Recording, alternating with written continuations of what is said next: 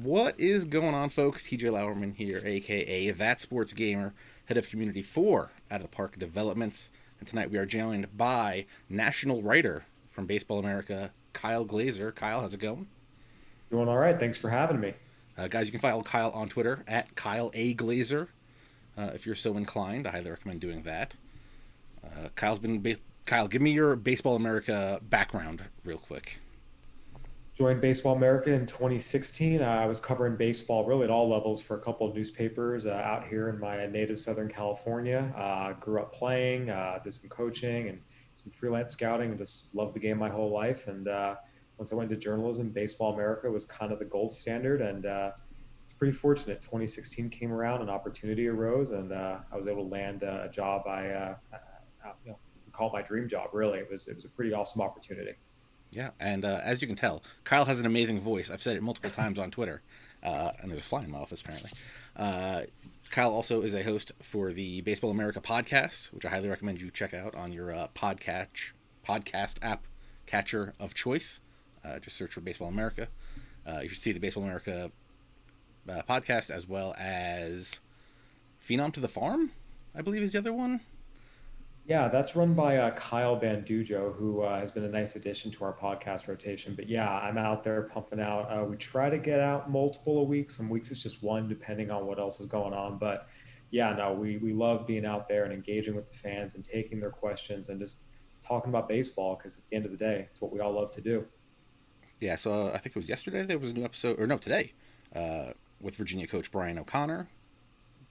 And last week, you and our good buddy JJ were talking about the expanded playoffs. That was JJ, right?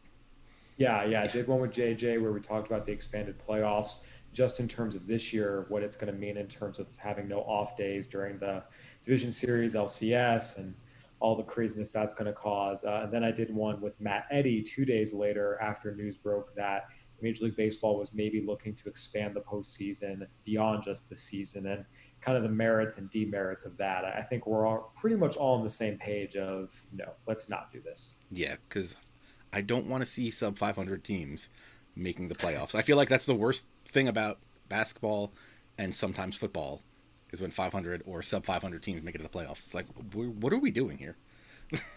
I'm a hockey fan as well as baseball, so it's a point system, so it's a little different. But every year there's some team that's 30, they're below 500 with a bunch of ties. Basketball in the East every year it feels like the 7 and 8 seeds are under 500, and it's kind of pathetic. And it becomes a participation trophy. And I think baseball's biggest strength is that you earn your way into the postseason. You can't fluke your way through 6 months and 162 games. And if you do this, I did the math and went back and looked at the history. If there had been a 16 team playoff in place, we would have had a team with a losing record in the postseason 18 of the last 22 years. That's since Major League Baseball expanded to 30 teams in 1998. That includes teams that won 76 games, 77 games. I mean, just these bottom feeder teams that are not playoff teams. Why are we rewarding being, mediocre to below average? I just don't think that's good or healthy for the game or competitive integrity. Yeah, and in theory, they would run up against the best team in the league, but it's still baseball. And in a 3 game series, anything can kind of happen. Yeah, especially, we're going to see that a little bit this year. I mean, the Dodgers look like a juggernaut, but, all you have to do is look at the schedule every year, and the worst team absolutely pulls off some 3 game sweeps of the best team or wins 2 out of 3. We're going to get a taste of it this year. Who knows what's going to happen, but yeah, anyone can beat anyone 2 out of 3, and it's going to throw a big wrench into the postseason this year. And if they continue this into future years as well. Yeah, and the even weirder thing, especially with the no days off, is they just told teams this not too long ago. So they really didn't have a time to staff up if they needed extra starters because you might not get a guy going twice in a 5 game series if there's no days off. And I just don't know how that's going to work out for some teams that could have made a move if they needed to or added some more bullpen depth, but it's going to be a year this Yeah, year. yeah. This whole year has been a year, and yeah, again, any predictions about what's going to happen this postseason, throw them out the window. I mean, this is just so unprecedented in so many different ways, from the structure to the extra rounds to not having any days off. we just gonna have to we're just gonna have to kind of watch and see how teams do this, because even they're sort of unsure team to team how the best way to attack this is going to be. Yeah. And speaking of more unprecedented things coming up this season and now this off season, we just recently heard. I think Baseball America broke the news that the Arizona Fall League was going to be canceled for this year. So that's a problem for a lot of prospects not having a lot of chances to play this year, just from the regular part of the year, and now there's not a lot of chances in this offseason. So one thing that did get announced right before the news that the fall league was going to be canceled, and both these pieces of news were broken by my colleague Josh Norris, was that there will be instructional league this year, and it's going to be expanded in terms of a lot of teams are going to be playing games ranging, anywhere. I believe Josh reported from 17 games to 40 games. In the past, a lot of teams have stopped doing instructional league, or they've only done it as kind of workouts. There's been this move away from having instructs being somewhere where players play games, where, in a normal year that makes sense. These minor leaguers in some cases are playing 140 games. If they're out of full season ball, why are we throwing another 20 to 30 on them after the season? But this year they've made it so that a lot more teams are participating. We've confirmed all 15 teams that have facilities in Arizona are having instructional league. They are going to take place and playing games against one another. So they're going to get their minor leaguers some game reps that way. And with that, you don't want to have that and the Arizona Fall League. There's just too much crossover, which prospects are going to be where. So the instructional league, the expanded instructional league, I should say, kind of takes the place of the Fall League this year. Yeah, I think in Josh's story, I think he said the Padres were going to play something like 40 games uh, in instructionals. Yeah, every team, again, some teams are still figuring out exactly what they're doing. Some teams haven't even set their instructional league rosters yet. Some teams are waiting for intake testing before they do. There's a lot of teams that are kind of figuring this out. But yeah, there's a pretty wide range of how many games, which teams are going to play, which teams, how many guys they're going to put on their instructional league roster. Some are going to be bigger than others. Again, it's a little bit of the Wild West, and it's really just up to every team to do what they think is best for their guys and their organization. Yeah, in the chat, they asked why the Arizona Fall League was canceled. It seemed like the ruling from MLB was the stadiums just didn't have enough set up for social distancing and stuff, so they were concerned about that. Yeah, that was a big, big concern, just making sure that everyone could, the physical distancing, the social distancing requirements, it was just going to be a lot. And again, with the expanded instructional league, the fall league became kind of repetitive or redundant, if you will. So they kind of chose to do it that way. Yeah, so I wonder if this is going to lead to some of the Florida teams trying to do a Florida instructional league at some point for some bit of time, because they're going to be behind the eight ball now if half the teams are going to have some sort of fall games going on. Yeah, so Josh has been updating his story as we're getting word of additional teams who are based in Florida committing to an instructional league.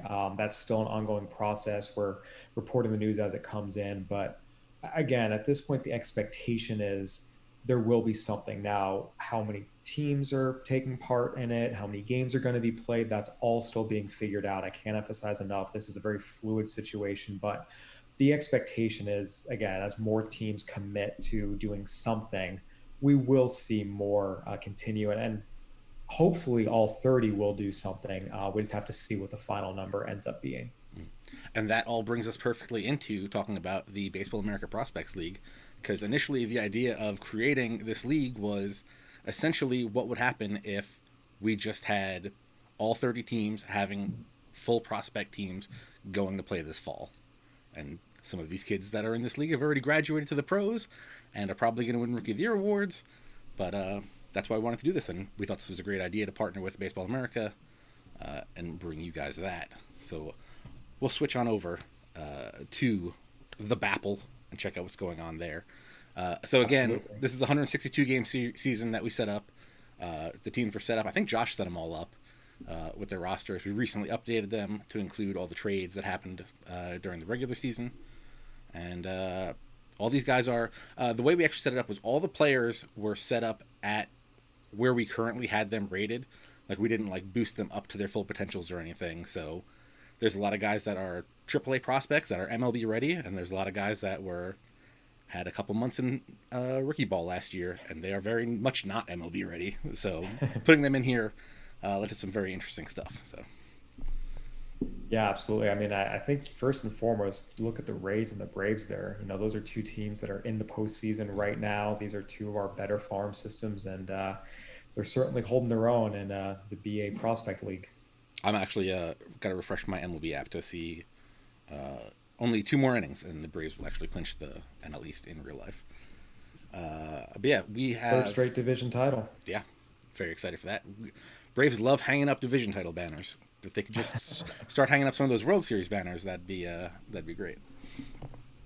I think the entire city of Atlanta feels that way. Every Braves fan I talk to is they don't get excited by division titles anymore. Understandably, a lot of other franchises they get one, they get into the postseason, it's a huge deal. Braves fans, after everything they've been through, it's not a big deal anymore. Mm-hmm. So we are actually at September 27th in this league, the last day of the regular season. And as you can see from here, pretty much everything is set, except for the second wild card in the AL between the Tigers and Orioles, and the second wild card in the NL between the Pirates and Reds. And the best part is the Pirates and Reds play each other on the final day of the regular season. So I think that's going to be the game that we're going to watch. We're going to watch later on. Works for me. So yeah, like you mentioned, Tampa Bay clinched the East with 104 wins, 57 losses. Again, they have one more game today. Mariners 102 and 59. Let me get us a little bit smaller so we're out of the way. 102 and 59 clinched the West. They're up by 10 games over there. Twins 93 and 68 won the AL Central. Tigers right behind them, 4 games back again. Tigers and Orioles still fighting it out for that last wild card spot. Oakland won the first wild card spot. They're at 92 and 69. Yeah, I'm looking at some pretty big win totals. The Rays with 104, Braves 101. See the Mariners 102. I know the Mariners are definitely hoping for better days ahead. We bumped them to number 3 in our organization talent rankings after the trade deadline, and there's definitely a lot of talent in that system. That's for sure. Oh, I didn't see. How far did the Padres move? Much? The Padres are still number 2 just because there's still, Mackenzie Gore, there's still Luis Patino, there's still CJ Abrams, there's still Luis Camposano. They've still got a bunch of studs. Adrian Morejon is their number 5 or 6 prospect, and he's a 21-year-old lefty in the majors pumping 98 with a swing and miss curveball. I mean, they just built such a ridiculous system that they can make the volume of prospect trades they did and still be a top 5 farm system. Yeah, I think with all those trades, I think wasn't their highest like their 12th ranked prospect? So even with all that stuff, really didn't really affect them at the high end of their pipeline. So Taylor Trammell was their number 4 prospect, and they sent him to the Mariners. So that was, a guy that was pretty good. And then Gabriel Arias was also one of their top 10 prospects. But again, with Gabriel Arias, you have Fernando Tatis Jr. in the majors. You have CJ Abrams, another shortstop prospect. You can afford to trade him. Taylor Trammell as well. Fine young outfield prospect, but the Padres have some good outfielders in the majors. They have some other young outfielders in their system. Again, it's just the depth they've built. It's not like there is one guy they traded that really significantly altered the future of their franchise. Even though they traded some good prospects, they're still in great shape. Yeah, and they still have Kelenic and Dunn and Justice Sheffield and that whole lot of other guys. We can actually jump in here and see who's been doing good. Kyle Lewis, who we still had in here, is currently hitting 261 with 26 home runs. Jake Fraley, 279 with 27 home runs. Kelenic, not there with the batting average, hitting 228 with 23 home runs. But that pitching staff, Justice Sheffield is 17 and 7, Logan Gilbert 18 and 6, Justin Dunn 17 and 2. They're pretty legit. And that Andres Munoz in the closer's role as well, 35 saves and 2.01 ERA. That's what the Mariners are hoping for. That was another nice addition for them at the trade deadline from the Padres system. Yeah, and even before they got him, Wyatt Mills was extremely effective for them in the closer role. Yeah, no, I mean this is a good team, and again, it's what Mariners fans are certainly hoping for. And that Kyle Lewis, like 260, 25 home runs. I mean that's pretty realistic. What a lot of people think he'll be, and maybe he can be more. He's had a really nice rookie season. And then on the NL side, as we mentioned, Braves won the East, 101 and 60. Phillies were 10 games back. Nationals and Mets, 42 games back. I guess when you trade your top prospects to the Mariners, you're don't do good in the prospect league. Yeah, that's a rough season. There's no way around that one. Then we got the Dodgers clinched the West at 99 and 62. So I guess the Rockies are still technically in it. They're a game back. They shouldn't. They should be eliminated, right? Because even if they win, someone's going to lose, and someone will be 87. Yeah, that would appear to be the case. I think that math works out. Cardinals 90 and 71. We always got to look because Cardinal fan. I haven't seen him in the chat yet. No, there he is. Cardinal fan is in the chat. We'll go take a look at that real quick. We actually got to watch a Cardinals game last week, so he was very excited about that. Lane Thomas has been leading the team. 272 average, 27 home runs. Nolan Gorman, again, like Kelenic, doesn't have the average, but he has the power. He's hitting 237 with 29 home runs. Ryan Helsley, who always does well in out of the park franchises, 16 and 6 with a 2.13 ERA. Yeah, no, I'm definitely interested to see, Nolan Gorman. I mean, that's a very Nolan Gorman line. A lot of power. He's showing some progress in terms of hitting for average, but I mean, that is one possible outcome. And either way, if you're a left-handed power bat like that who can play a solid, third base, that's still a pretty good ball player. Yeah. So we have all that. Tonight we'll watch the Pirates and Reds, see who gets that second wild card spot as we wrap up the regular season. Let's jump into some of the league leaders. We'll start with the American League batters. Austin Hayes out to 47 home runs. Pretty good. Pretty good. And now I'd certainly say so. He's really knocked Luis Roberts' chances of the Triple Crown out of here. Robert hitting 334, but with only 46 home runs and 120 RBIs. So Austin Hayes, he's not going to get the Triple Crown. Austin Hayes isn't going to catch him for the batting average. But yeah, no, that's some pretty big power numbers. I mean, you see 4 guys with 40 plus bombs. It's definitely a lot of power going in the BA Prospects League. Mm-hmm. Oh, and there was no injuries, and I want to say fatigue might have been turned down a little bit. So these guys are playing full seasons. So if we left in injuries and maybe cranked up the fatigue a little bit, they'd probably be 10% worse or don't have 10% less the stats.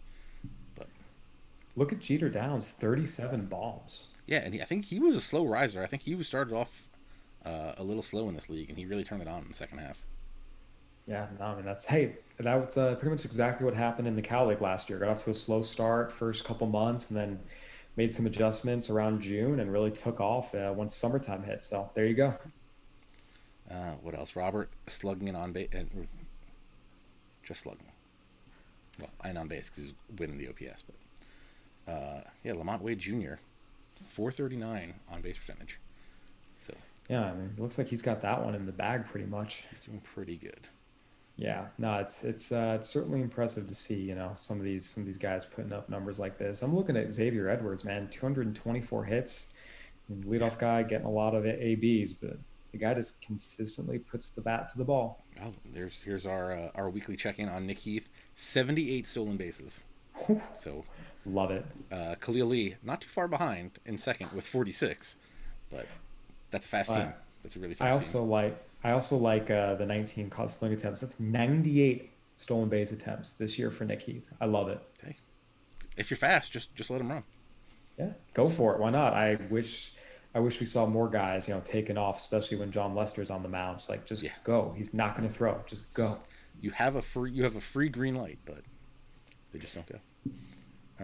Ryan Mountcastle playing pretty good. 291, 341, 468, 25 home runs.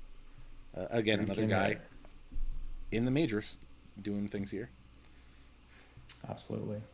Let's take a look at Chris Gittens with 220 Ks, but also 40 plus bombs. The Yankees. Oh, if you like home runs and strikeouts, we've got something for you on the NL side. All right. Let's look at Chris Gittens. 246, 375, 514 slugging. So, 43 home runs, 19 doubles. So, he's doing things out there. Yeah, no, for sure. 220 strikeouts. So that's 100 with 110 walks. This is a very 2020 season. It's a very modern baseball season. Walks, strikeouts, home runs. Let's look at the NL offense. I don't think the other guy's walking too much, but we'll see. Do I remember seeing Brendan Rodgers putting up insane numbers, He like has out of been. this world numbers? Yeah. 359 average, 430 on base, and a 599 slugging. Oh, is Ibndel Isabel who you're going to show me with Oh yeah. strikeouts and home runs? Oh yeah. Oh 47 or 45 home runs to lead the league. 134 RBIs, so very good stats. If I just told you that's what he was doing, I mean, you'd be pretty excited. But the 216 average and 260 strikeouts. Does he have a lot of walks at least? I don't think so. 70 walks. I mean, it's not terrible. it's fun to see, this just because again, I saw him a bunch in the Cal League when he was with the Dodgers in Rancho Cucamonga, and he was so much fun to watch. He hit a baseball. There's a field out here in San Bernardino where the Inland Empire 66ers play. It's the stadium, then there's the batter's eye, and like a good 50 feet behind that is a building. He hit a home run on top of that building. It was like a 4-story office medical complex. I mean, this thing, I don't know what the final measurement was, but it was, I think someone got it at 500, 508. I mean, something Jeez. Aaron Judge home run derby-esque. It was insane. And then the other at bats, he goes up there. I mean, very much swinging from his heels, and by every definition, and it's a lot of strikeouts. I mean, you talk about two ends of the spectrum. He'll excite you, and then he'll just leave you shaking your head. It is But kind of fun to watch. he's got to be fun to watch because you literally, well, I mean, you know what's going to happen. He's probably either going to strike out or hit a home run, but those are two exciting things in baseball. So, And the way he would strike out was also kind of exciting in a way, just because there's so many moving parts. I mean, there's no bones about what he's trying to do. He's trying to hit a baseball as far as he possibly can, and it just makes it entertaining. So seeing this, it makes me smile a little bit because, yeah, I 100% could see that. I don't think I've seen a video of him hitting. Does he have a good strikeout swing, or is it just I ugly? mean, do you like, big leg kicks, swinging as hard as he can, pulling his head over? I mean, he strikes out with style. I'll give him that. Does he get a little spin every once in a while? I have never seen a full spin out of him. That does not mean it hasn't happened, but I have not personally seen it. Gonna have to check the tape and see if we can find something there. Yeah. Who is this? Colton Welker and Brendan Rodgers have really been carrying the Rockies. Yeah. And Sam Hilliard, by the way, he's up there too in that OPS. A lot of guys with a lot of power. Gavin Lux leading an on base with a 442. That's pretty good there. Yeah, I think that's what Dodgers fans wish were happening right now in the National League. But again, young kid, a lot can happen. But that's a pretty nice. I mean, that's a pretty overall line: 28 bombs, 116 ribs, a slug just under 600. I mean, that's a complete ball player right there. Yeah, it's weird. Carter Keyboom, about halfway through the season, we thought Carter Keyboom was gonna just give him the MVP, not even question it. I think he was leading in batting average, on base slugging. I think he was like up there in RBIs, and then I mean, he's still playing phenomenal. A 326 average, 424 on base, 566 slugging, but still amazing. You would love that any day of the week, but in this league, that's like the third or fourth best player in the NL. Yeah, I just keep looking at this Brendan Rodgers like overall line: 356, 430, 599 with 31 and 130. Like 222 wow. hits. Yeah, Another category he leads. Yeah, that's just crazy. 374 total bases. Yeah, he's playing out of his mind right now in the BAPL. Jared Oliva leads the league with only 41 stolen bases. So He's no Nick Heath. yeah, no Nick Heath. Bryce Trang, 228 walks. So he's got some eye there. 120. Sorry, you said 220. I was like, wait, what? For a second, 220 would be a lot. Yeah, that would be a lot. Yeah, no, I mean, good strike zone control, and obviously there's not a ton of slug there, and the average just okay. But if you can get on base at nearly a 400% clip, that's worth something. Yeah. Who else? 400 clip. Did I say 400%? 400 clip. Sorry. Close enough. They can see it. Lewin Diaz showing off some power. Yeah. How's he doing for the? Mariners. Or for the Marlins. He's doing pretty good, right? Yeah, he came up. I need to check his season stats. You're gonna laugh because I'm out here on the West Coast, and the way the season schedule has been this year, so much of my focus and so many of the guys I'm just seeing consistently are the West Coast guys. So I always have to double check the numbers on the guys that are in the Central and the East divisions. But got his first call up, and there's certainly a lot to like long term. That's for sure. Yeah, I think he is back down. He at the alternate site. Went 6 for 39. So, first call up, and he'll be back. And then a weird year. So, yeah, I'm willing to give literally everybody the benefit of the doubt this year. 100%. No, I've had this discussion with some people. Like anyone who had a bad year, just give them a pass. Like everything that's going on, health perspective, these guys' families, how often they're being tested, not having a full ramp up. I mean, the number of really, really legit guys who have just struggled this year. I mean, Chris Bryant, Javier Baez, Christian Yelich, like these guys are great. This has not changed their outlook. It's a weird year, and give them a pass. Yeah. Let's hop over to the pitching leaders. I guess we're looking at the NL first. Spencer Howard continues his domination with a 1.90 ERA, going 16-9 so far. Phillies fans would really, really love that right now. They need arms. Luis Patino right behind him with a 1.97. What do we got here? Mackenzie Gore, 17 wins. A bunch of 17-game winners. Gore, Kranick, Sixto Sanchez. I was going to say, look at Sixto dominating. I don't know if you are very picky about names, but I'm going to call this guy Edwin Uceta. Edwin Uceta. Uceta, all right. See. And I know that because I cover the Dodgers org for 4BA. Good pitchability right-hander, continuing to add some strength. And the Dodgers like him. There's something there. So it's interesting to see him doing well in the BAPL because there's something there. Also, Kyle Wright with 17 wins as well. Ooh, Antoine Kelly, 221, 703. Yeah, it's not great. That's one of those just feel bad for the poor guy. Yeah. Maybe it's just bad run sport. No, he's got a 7 ERA. That's not. Yeah, it's not good. But looking at Mac, Mackenzie Gore leading in innings, leading in wins, right there in the ERA leaders, most complete games. Yeah, I mean, it's what you want out of a front of the rotation starter, guy who can take the ball and pitch deep for you. Front of the rotation starters don't go 5, they go 7, they go 8, they go 9. So that's true front of the rotation stuff right there. That's why I need some of these Braves in the BAPL to step it up and be Braves in the MLB, because that real Braves team doesn't know how to go 5. They barely know how to go 3 most of the time. In fairness, Kyle Wright has been much better his last 2 starts. Yeah. So, if he can continue that into the postseason, who knows? Maybe anything can happen. Adrian Morejon, 6.5 Ks per walk. So he's doing pretty good there. Yeah, that's been the big thing for him is great stuff, but control was a little bit off when he came up to the majors last year, and durability has not been great either. But this year we're seeing it take a step forward, and it's definitely reflected here in the BA Prospect League. Yeah, 253 strikeouts to just 39 walks. Yeah, he can really miss bats. 98 from the left side with a swing and miss curveball. Gets chases below the zone. Like that'll work. Drew Rasmussen and Michael Baez with 11.4 Ks per 9. Yeah, Rasmussen. I mean, he's starting here, but talk about nasty stuff. Let's add him to Devin Williams and Josh Hader, shall we? I mean, it's ridiculous. Bryce Wilson, 1.5 walks per 9. I feel like we might have to go check those ratings nowadays. In fairness, dude can pitch. I mean, that's been the thing with him is he can really pitch. He's also leading with a .86 whip. So.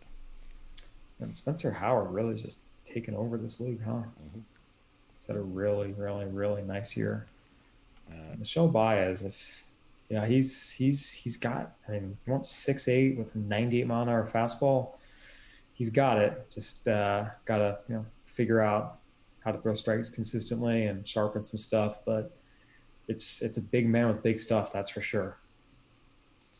What else do we got? Sixto only allowing 235 batting average on balls in play. See Kevin Smith, who was traded to the Orioles recently. got a nice little FIP number there. Oh, another guy that JJ missed. Oh, sorry, I didn't mean to call. I didn't mean to call anyone out there. Just noting that the Orioles need pitching, so nice little start there at that trade acquisition. Switching over to the AL, Tyler Ivey, 1.97 ERA, and 18-8, pitching good. Astros, another one of those Astro style pitchers, fastball up, breaking ball down. We got Kopech, 21 wins. Kopech, McKay, and Skubal all have 21 wins. It's pretty good. Impressive. If you can stay healthy, Kopech can pitch well. Yeah, I mean he opted out this season, and hopefully he can come back next year. This was an opt out as opposed to injury, but man, that's it's special stuff, and I'm sure this seeing him have success here is something White Sox fans can hope for. Yeah, he's already thrown a no hitter and a perfect game in the BAPL this season. It is dominant stuff when it's right, no question about it. We do have to take a look at Brandon McKay. Just to see. 276 strikeouts for McKay. Holy. Also, 10 doubles, 14 home runs, and 52 RBIs. I would say that is a very, very nice season. Only hitting 223, but a respectable 356 on base. Hey, when you're pitching like he is, anything you add offensively is a bonus. Yeah. Again, just got to stay healthy, and we'll be good. What I'm looking at is Casey Mize getting 233 innings. Health has been an issue. Well, Mize, Luzardo, Caprellian, 3 guys who've had injury issues, but when they're healthy, it's the real deal. Mm-hmm. Luzardo also leads in complete games and shutouts. So that's pretty good there. 100%. That dude is a dude, to say the least. I know that's really hard hitting analysis there, but sometimes there's not a whole lot you can say other than this guy's a stud. There's not a whole lot more deep you can go in there. Yeah. McKay, 276 strikeouts. Hector Yan, 125 walks. Not great. That's no bueno. Yeah, he was kind of a pop-up guy in the Angels system last year. I think he was second in the Midwest League in strikeouts. The Angels added him to their 40-man, and the walks were something that he's been working on at the alternate site camp this year. And it's supposedly getting better, but it's hard to know what's really going on at those alt site camps. But he's got swing and miss stuff, but yeah, the control is definitely something that the Angels are working on with him and hope can get better. And I'm looking at the name right behind him, Shane Boss. I mean, that's someone that at times has been a top 100 prospect, and again, definitely a guy with a lot of loud stuff. But got to see if he can keep it in the strike zone consistently enough. Great Twitter videos, because yes, watch him pitch on Twitter, and he's very good. Yeah, it's big arm. Big arm. Joe Ryan, 12.2 Ks per 9. Yeah, well, we saw him last year. I mean, that was another breakout guy last year who just, again, was among the minor league leaders in strikeouts, and it's really, really fastball heavy. I mean, doesn't really throw a whole lot else, but it's that fastball up in the zone, rises up above guys, and it's a lot of swings and misses. All right, what else we got here?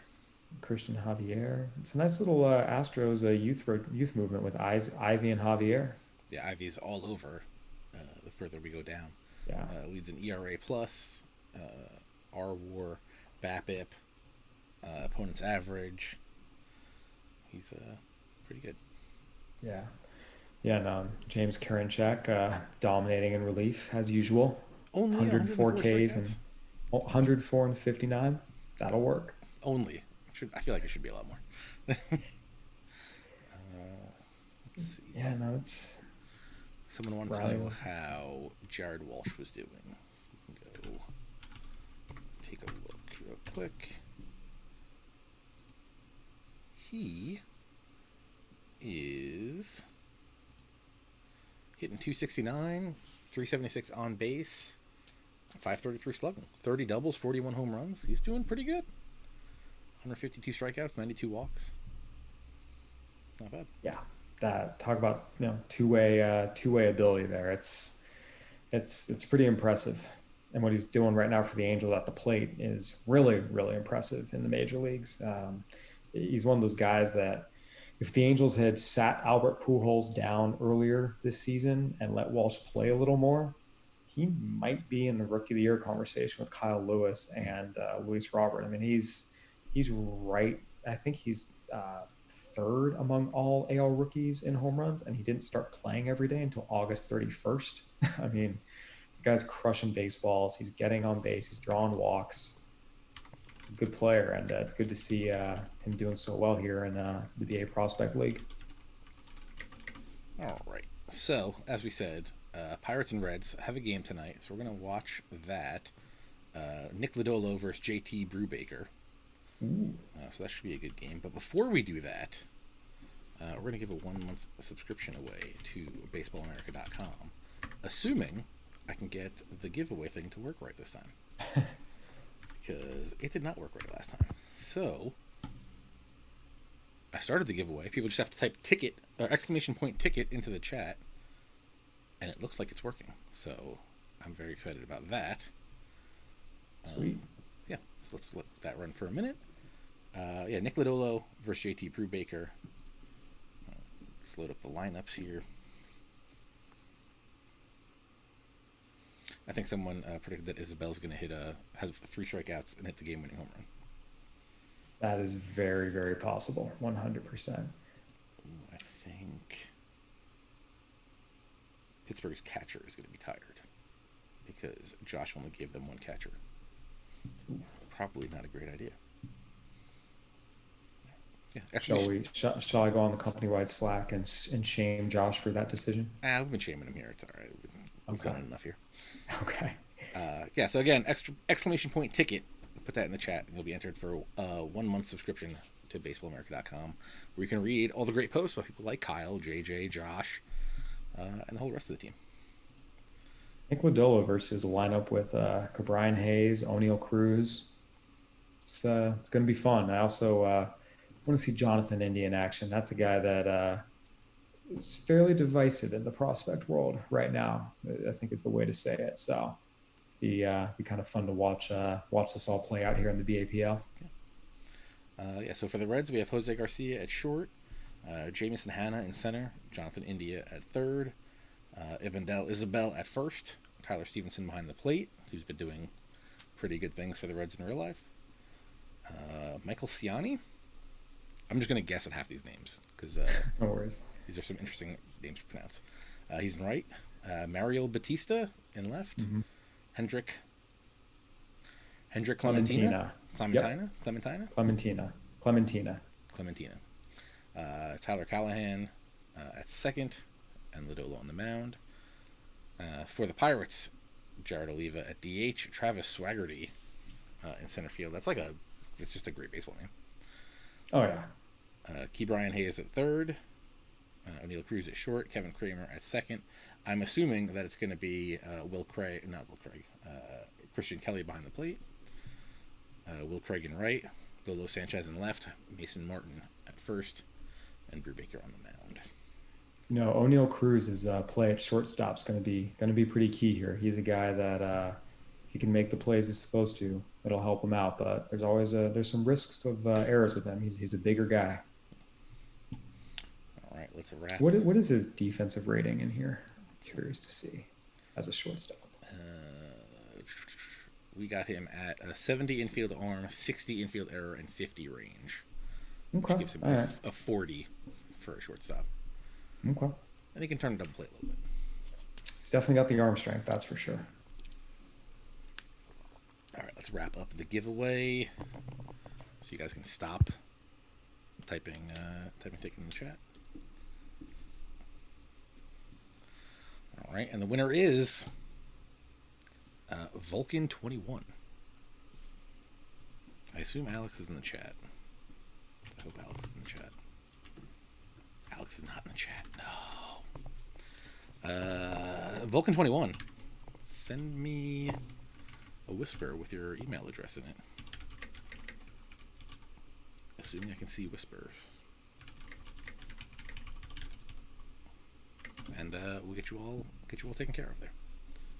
And if you didn't win, you can always go to baseballamerica.com and sign up for a subscription as low as $6.99 a month, That's, I believe, for the digital version.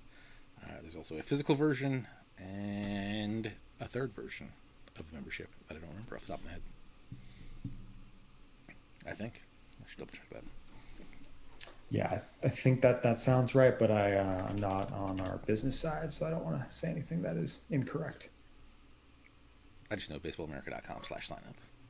That's where you want to go. Yep. All right. Yeah, $6.99 for digital, $6.99 for digital, $7.50 a month for the magazine. And if you want the print, digital, and e-edition, it's $12.50 a month. What I'm noticing about this game is I've got some ex-Dodgers farmhands in the lineup. Ibndel Isabel, Hendrick Clementina, O'Neill Cruz, all guys that the Dodgers initially signed and traded away as they started to build up here and acquire some veterans as they made their run to a back-to-back World Series and then the playoffs again in 2019. All right, let's start this thing up. So if you guys in the chat have any questions for Kyle, be sure to put them in the chat, and then we'll have something to talk about while we watch Ibndel Isabel strike out. It's always fun. Or hit a 485-foot home run. Probably both. Probably both. And one of those multiple times. Possibly both of them multiple times. Who knows? Can he get to the bridge? That's the question. It's questionable. What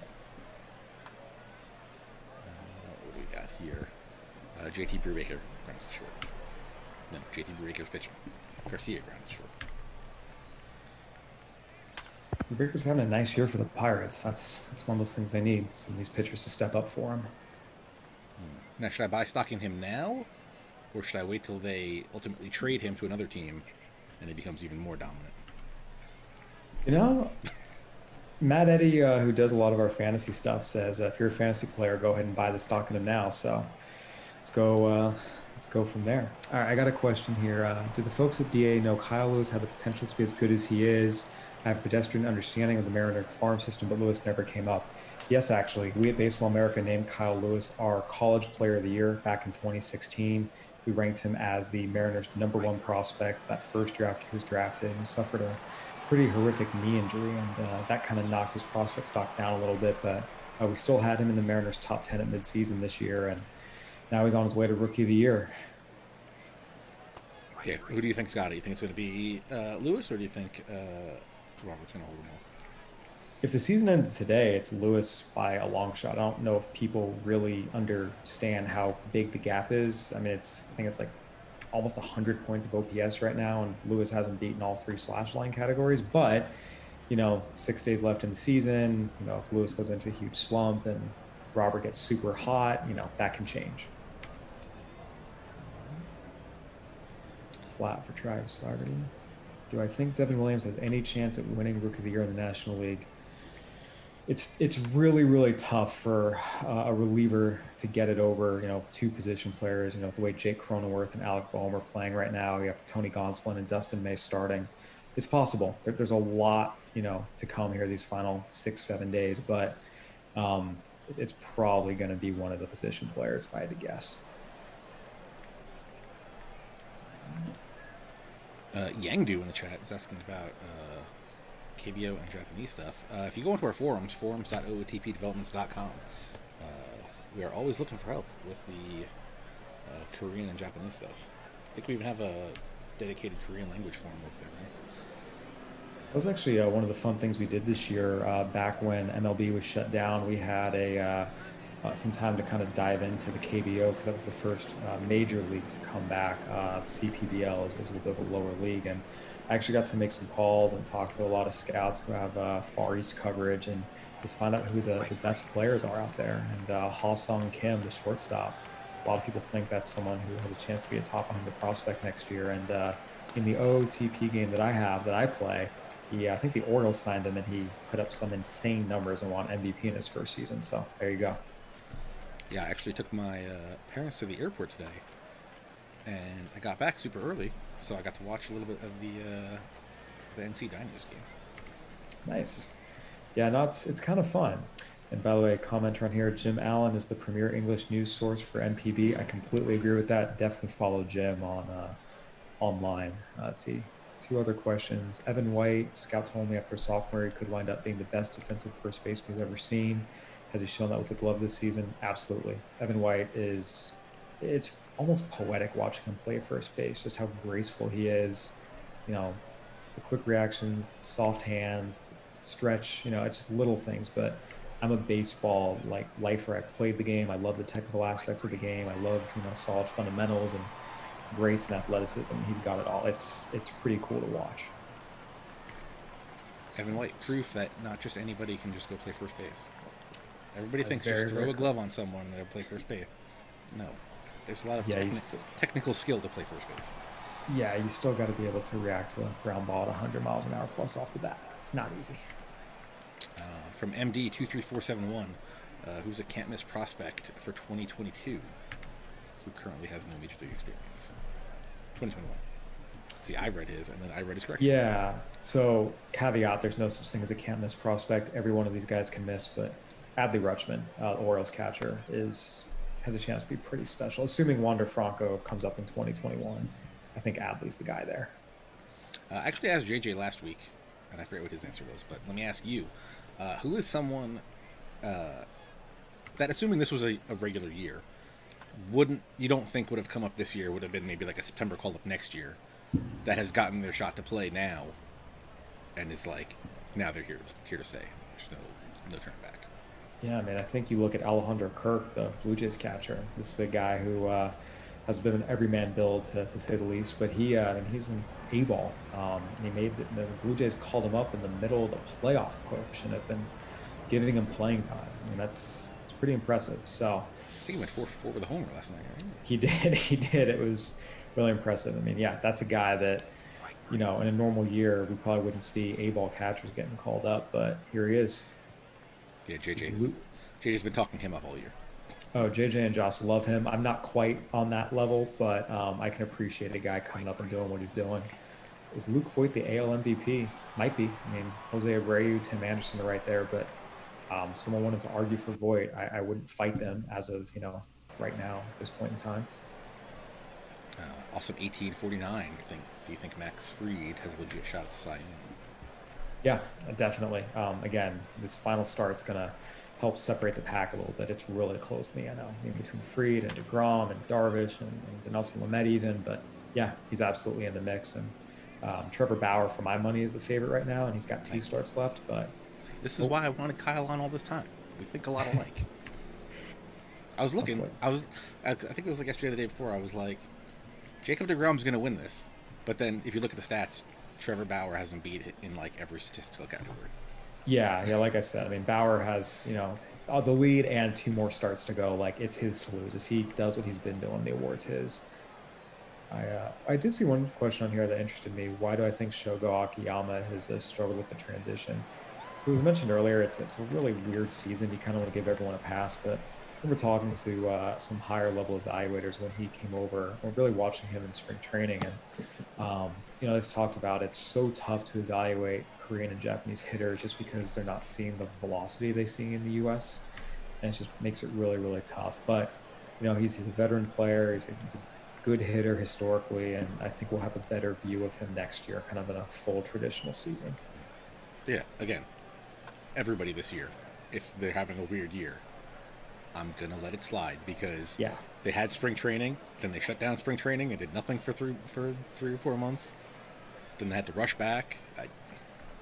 Especially someone coming from Japan or Korea, having to now be locked down in a country you don't know. Yeah, especially with the cultural adjustment, it's huge. Again, just cut everyone some slack, but yeah, this is especially a case where you cut some slack for sure. Thoughts on Hunter Green? The Reds fans are coming in hot today. Makes sense. Reds game. Incredibly talented young pitcher with an incredible arm. He's got to stay healthy. Obviously, he had Tommy John surgery, and now it's just a matter of staying healthy. I know that's not exactly hard-hitting analysis, but that's the truth for him and pretty much every other young pitcher who's had TJ. I mean, there's so many guys' careers we've seen go sideways because they can't stay healthy, and at the end of the day, that's the biggest separator. And now you're seeing 37-year-olds go and get Tommy John surgery. and quarterbacks come back from it. Tyler Stevenson pop up. That's my guy to do something here to win the game. I'm a big Tyler Stevenson fan. Saw him on the Arizona Fall League last year, and he was a guy I hadn't seen a lot of just because he'd had some injuries and he was never in the league. So I was covering when I got there. I saw him in the Fall League, and I really liked what I saw. But Reds had a couple of guys like that. Like, even though their farm system's not highly ranked, I liked what I saw out of him. I liked what I saw out of Jose Garcia. I liked what I saw out of Stuart Fairchild, who's since been traded. There's some interesting things there, interesting pieces to work with. Why do I think the Reds gave Stevenson 1 game before sending him down and dealing with 2 below-average catchers? Teams like to go with veteran catchers a lot of times, and it just depends. I mean, every team has their reasons for it, and especially with the way their pitching staff is rolling, you probably don't want to mess with that chemistry too much. I think a lot of people don't take into account how much like a veteran catcher can make a rotation.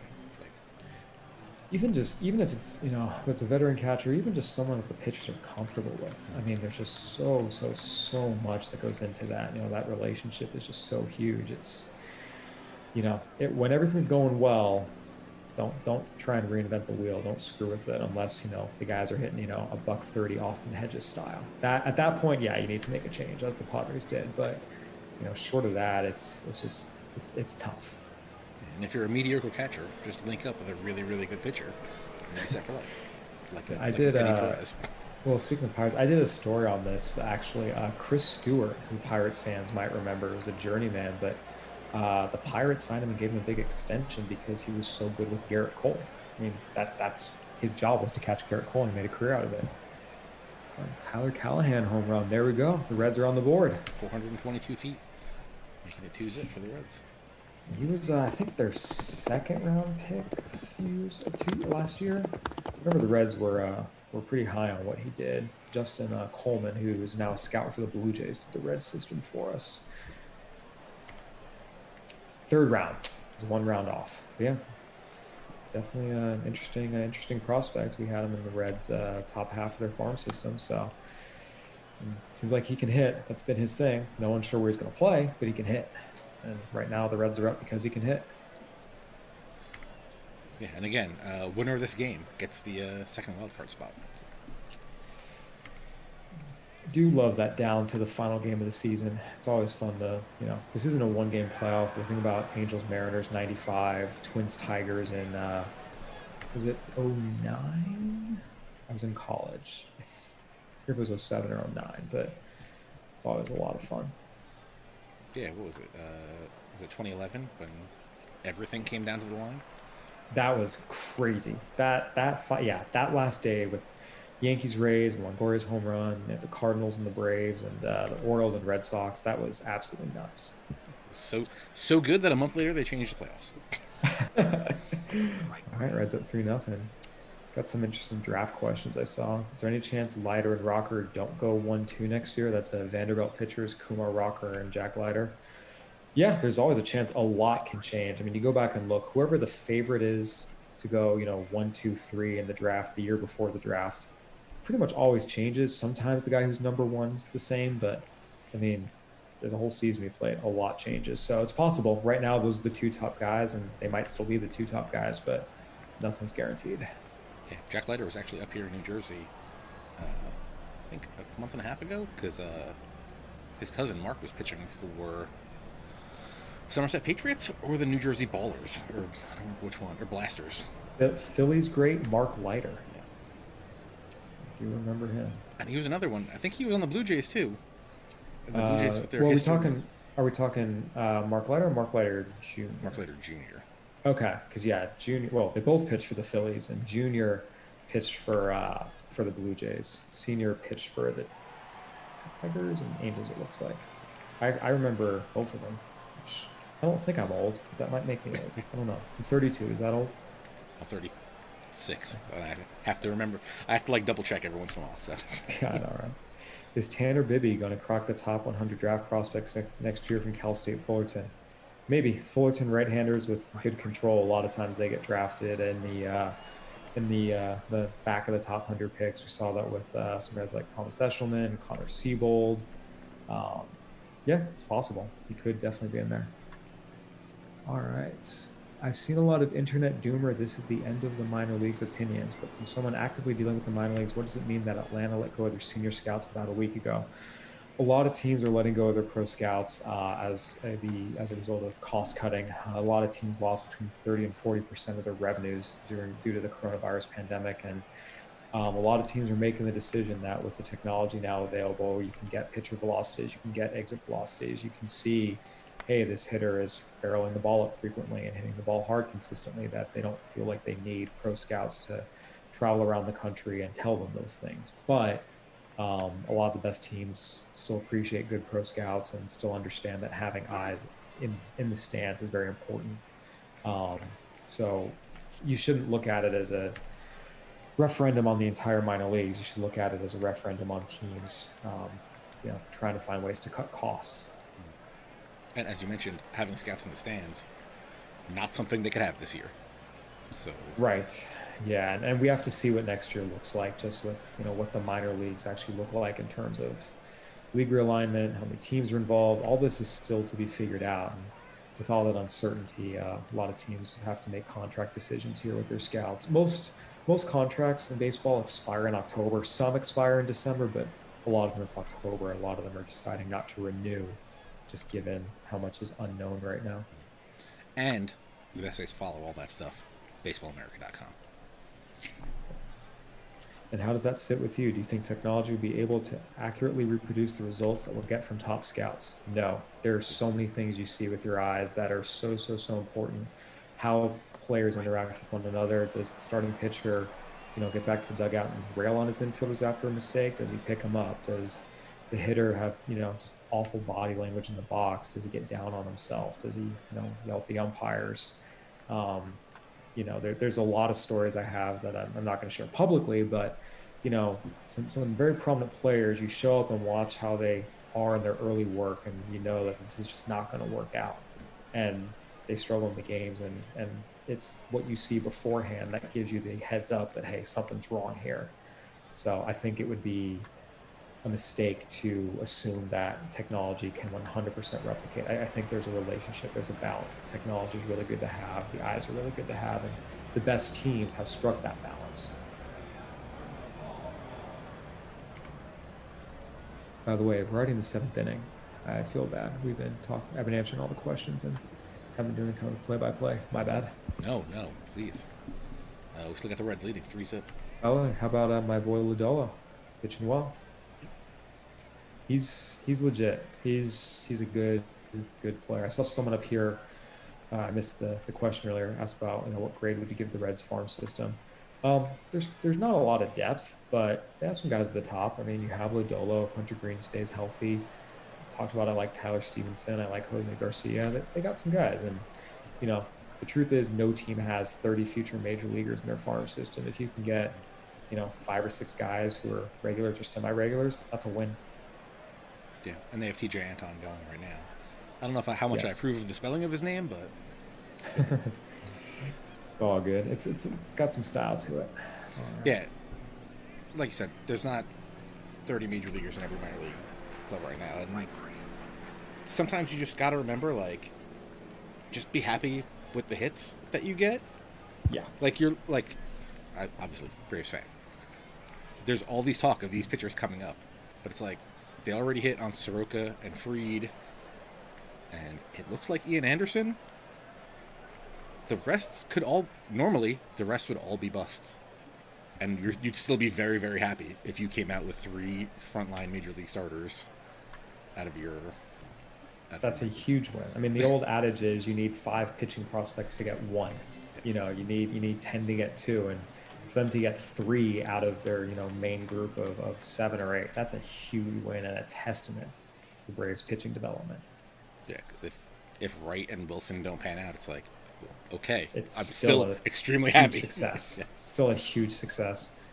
So interesting. Got some Ichiro questions here. First, I heard someone say Ichiro shouldn't have won Rookie of the Year at 29 because of his Japan career. Do you think there's any merit to that line of thinking? No. The major leagues are the best level of baseball in the world. NPB is second. It's a tremendous level of baseball. I mean, the level of play in Japan is excellent. Don't kid yourself. But there's nothing like Major League Baseball. This is the best of the best. And no matter when you debut, if you have a season like he did and a career like he did, you deserve any and every award you're eligible for, period. I agree 100%. All right, we're getting down here. Top of the 8th. Is Lodolo still in? Can't quite see. No, Anton's pitching. Okay. That's a nice handoff. Be able to go from Nick Lodolo to TJ Anton. There he is. Mason Martin, a lot of power. Somebody can get the Pirates on the board with one swing. So that means no to Ichiro being the hit king. Someone else asked if does it make him the hit king? I don't agree with that because just again, Major League Baseball is such a different level of play than everything else. I don't think you can lump together his Japan hits and his Major League Baseball hits. It's two different levels of baseball. And I say that again, the NPB is a fantastic league. It is the highest level of baseball in the world. That is not Major League Baseball, but it's not Major League Baseball. I think the real answer is Julio Franco, hit king. Yes. Who I think he's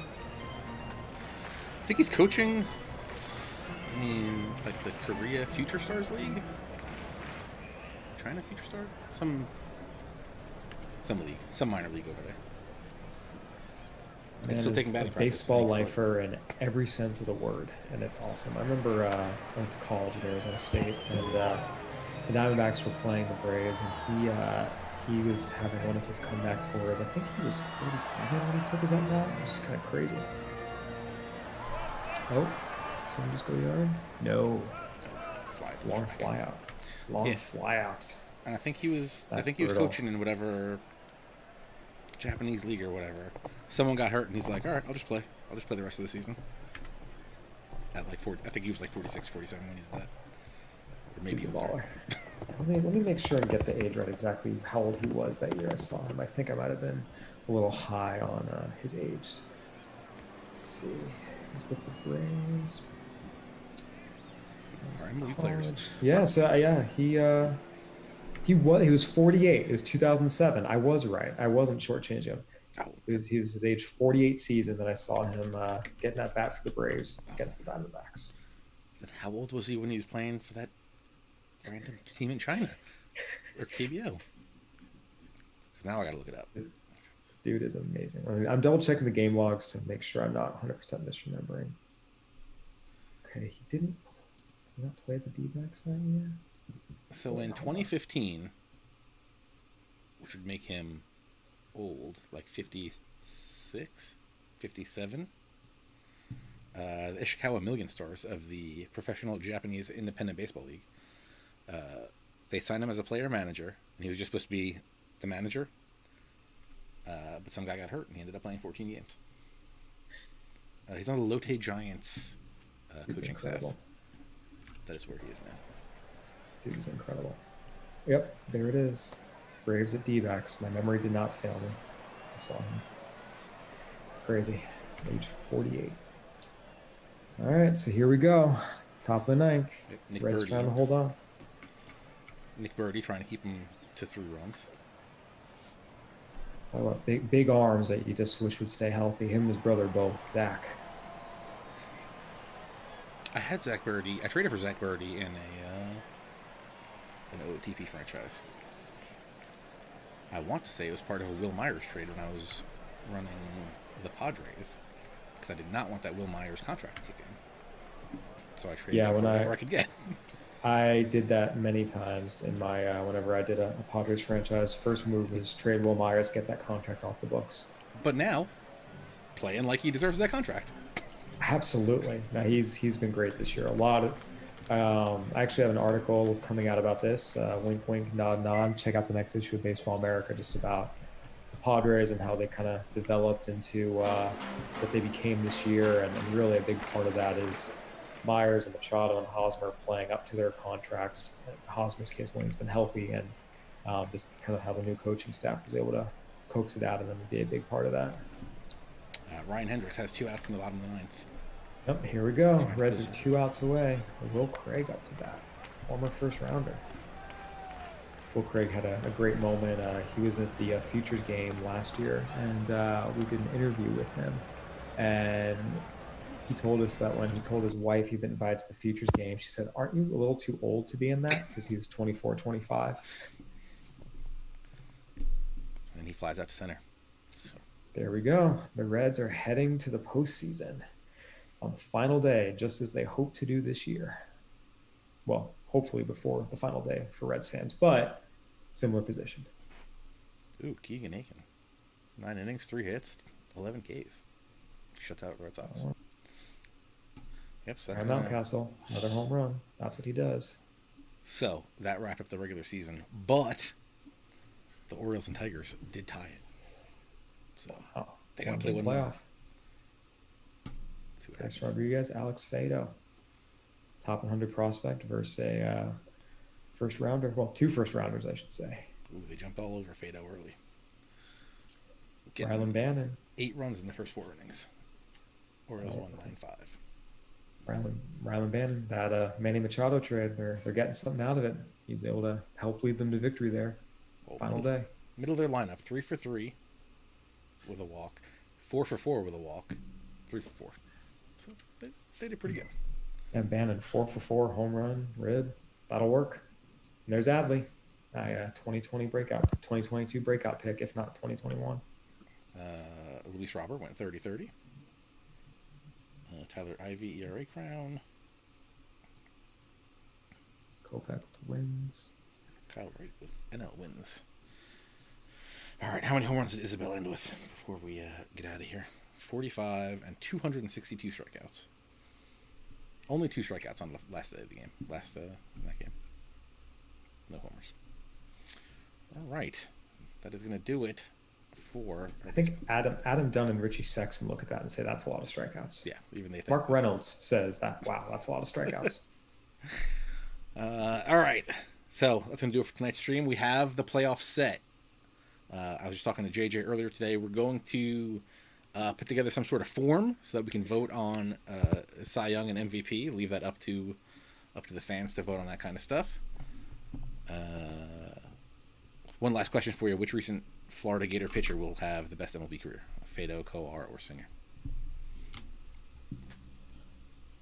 No pressure. It's tough. We had Coar as the highest ranked of them on the BA Top 100. I gotta be honest. I like Brady Singer. We had a couple scouts who were a little lower on him, but he had a really good finish to Double-A last year. He's got to the majors. He's had a couple of good starts recently. I think there's something there. I would not be surprised if he's the guy. Alex Fedo, it's funny. I saw him pitch for Team USA, and for my money, he was the best pitcher on that team, better than Kyle Wright, better than JB Bukowskis. I thought he was the best pitcher on that team that year. And even though he's had some bumps in pro ball, it's hard for me to get that out of my head. So just based on that, I still kind of believe. But what Singer's done, kind of leads me to believe he's the guy, but I think there's a real chance all 3 of these guys have very nice MLB careers. All right, folks. Thank you very much to Kyle for coming on tonight. You can follow him on Twitter at Kyle A. Glazer. You can head over to baseballamerica.com to read his writing and listen to the Baseball America podcast to hear his dulcet tones. Anything else you want to plug while we're here? Yeah, we got a lot of good stuff. We just sent our most recent issue of the magazine to press today, I believe. So Padres fans and White Sox fans, you're definitely going to want to check this one out. Wink, wink, nod, nod. And we've got a lot of good stuff from that issue that's about to hit the website. So if you're not subscribing, go ahead and subscribe now. Pick up this issue, especially if you're a Padres or White Sox fan. And we're going to have more stuff coming. Instructional League rosters are going to start getting posted here the next couple of days. We're collecting those. And we're starting to put together our BA prospect handbook for this coming year. So keep an eye out for that, and go ahead and I think you can get your pre-orders in now. So go ahead and head over to the BA website and subscribe to anything and everything you want. We've got it all. Thank you guys again for watching. We'll be back again next Tuesday with another update to the Baseball America Prospects League. We'll be diving into the first round of the playoffs. I think JJ will be back. Who knows? Maybe it's Kyle. Maybe it's Josh.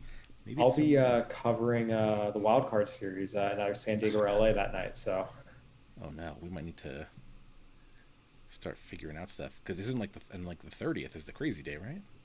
Yeah. 30th is the day we have every playoff series going at once. We're going to need a red zone channel for the MLB playoffs. It's going to be glorious.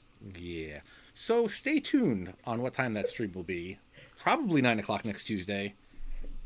Might move it around depending on what the playoffs are doing. I don't want to pull you guys away from watching the playoffs to watch this. I mean, I know this is great and you guys love your perfect team packs that you get during the stream, but I think we'd rather want to watch baseball, playoff baseball. All right, guys. Thank you very much for coming, Kyle. And thank you to the chat for watching. And take it easy, folks. See you guys.